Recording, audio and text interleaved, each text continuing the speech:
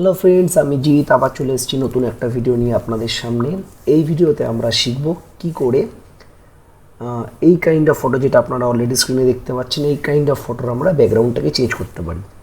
But এটা করার আগে আপনাদের সবার আগে মনে রাখতে হবে যে সব টাইপের ফটোতে এটা করা পসিবল না। লাইক কোনো মেসি হেয়ার আছে, মানে কোনো মেয়ের মেসি হেয়ার আছে, সেই হেয়ারটাকে যদি আপনি এই মেথডে করতে যান তাহলে এটা হয়তো মেবি পসিবল হবে না, কারণ হেয়ার কালারটা যদি একই টাইপের হয় তাহলেই এটা একমাত্র পসিবল। লাইক এখানে আপনি দেখতে পাচ্ছেন একটা অনলি সবুজ আর একটা ব্ল্যাকের কম্বিনেশানে যে কালারটা, ওই কালারের উপরেই অবজেক্টটা আছে।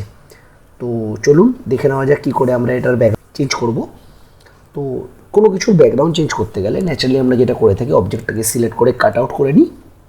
দেন কাট আউট করার পর সেখানে একটা অন্য যে ব্যাকগ্রাউন্ডটা আমরা রিপ্লেস করে দিই।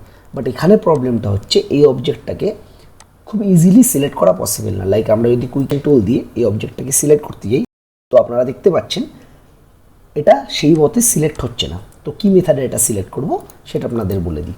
ফার্স্টে আমরা ল্যাসো টুল দিয়ে, লাইক এটা হচ্ছে আমাদের ল্যাসো টুল, দেখতেই পাচ্ছেন, এই ল্যাসো টুল দিয়ে এই অবজেক্টটাকে পুরো সিলেক্ট করে নেব। তো চলুন অবজেক্টটাকে সিলেক্ট করে নিই।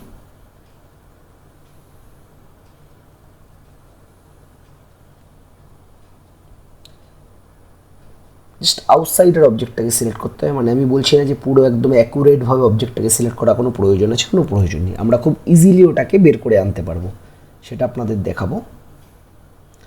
এই দেখছেন এই মানে যেটা আমার মেন অবজেক্ট, যেটার ব্যাকগ্রাউন্ডটা রিপ্লেস হবে, মোটামুটি সেটাকে আমরা সিলেক্ট করে নিয়েছি। সিলেক্ট করার পর এটার একটা আমরা কপি বানাবো। লাইক কপি বানানোর জন্য এই সিলেক্ট থাকা অবস্থা আমাদের কিবোর্ড থেকে প্রেস করতে হবে কন্ট্রোল জে করলেই দেখতে পাচ্ছেন একটা লেয়ার ক্রিয়েট হয়ে গেল।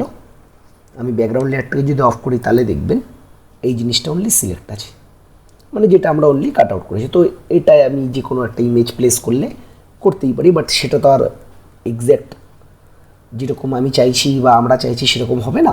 তো কীভাবে এটা করব? তো যাই হোক, এটা সিলেক্ট থাকা অবস্থায় এখানে দেখুন তিনটে ট্যাব আছে, layer, channel and path.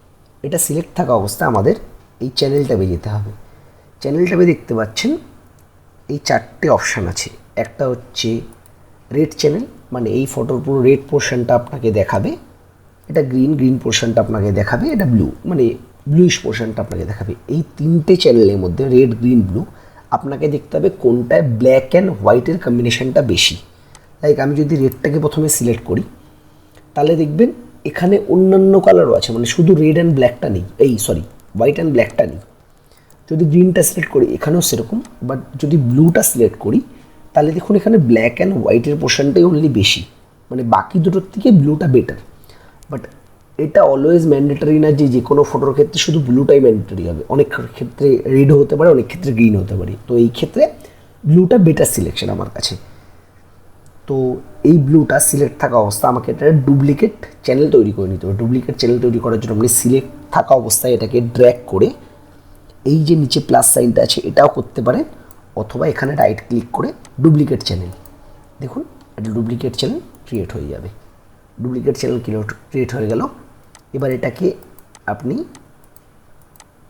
Select করুন, এই ব্লু যে কপি চ্যানেলটা আছে এটাকে সিলেক্ট থাকা অবস্থায় এবার আপনাকে অ্যাডজাস্ট করে এমন একটা ফটো বানাতে হবে যেটায় শুধু হোয়াইট অ্যান্ড ব্ল্যাক থাকবে।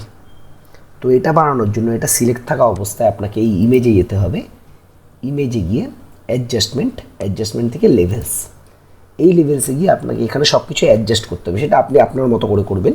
লাইক আমি আপনাকে দেখাচ্ছি কী করে পুরো ফটোটা হোয়াইট অ্যান্ড ব্ল্যাকে কম্বাইন হবে।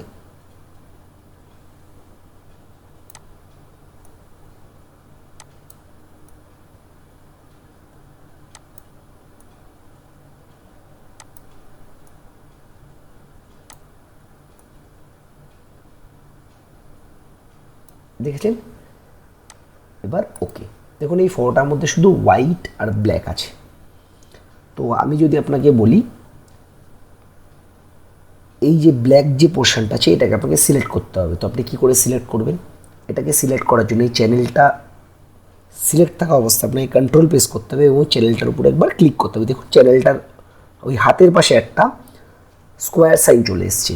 কন্ট্রোল প্রেস করে এই চ্যানেলটাকে একবার সিলেক্ট করলে দেখুন এই যে টোটাল ব্যাপারটা আছে এটা সিলেক্ট হয়ে গেছে। বাট আপনি যদি ভালো করে খেয়াল করেন দেখুন এটা কিন্তু ব্যাকগ্রাউন্ডটা সিলেক্ট হয়েছে, মানে এই হোয়াইট পোর্শনটা সিলেক্ট হয়েছে, ব্ল্যাকটা সিলেক্ট হয়নি।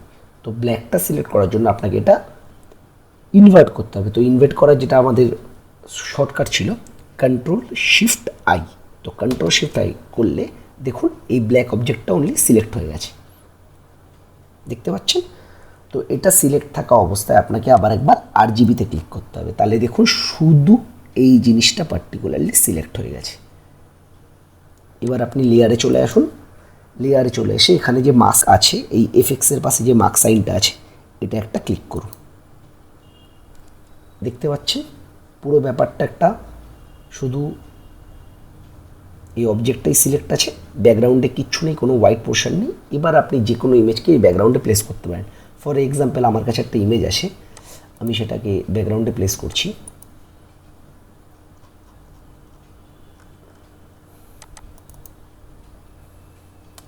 এই ইমেজটাকে আমি ব্যাকগ্রাউন্ডে প্লেস করব।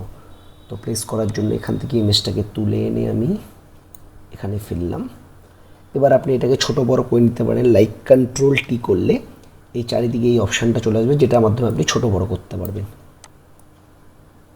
আচ্ছা, এটা উপরে কেন এলো? বিকজ এটা অ্যাভব লেয়ার, এটাকে এই লেয়ার যে লেয়ার 1 আছে লেয়ারের নিচে আনতে হবে। তো এটাকে সিলেক্ট করে ড্র্যাগ করে লেয়ারের নিচে আনুন, এটা এখানে চলে এলো। এবার আপনি ছোট বড় করুন আপনার চয়েস অনুযায়ী।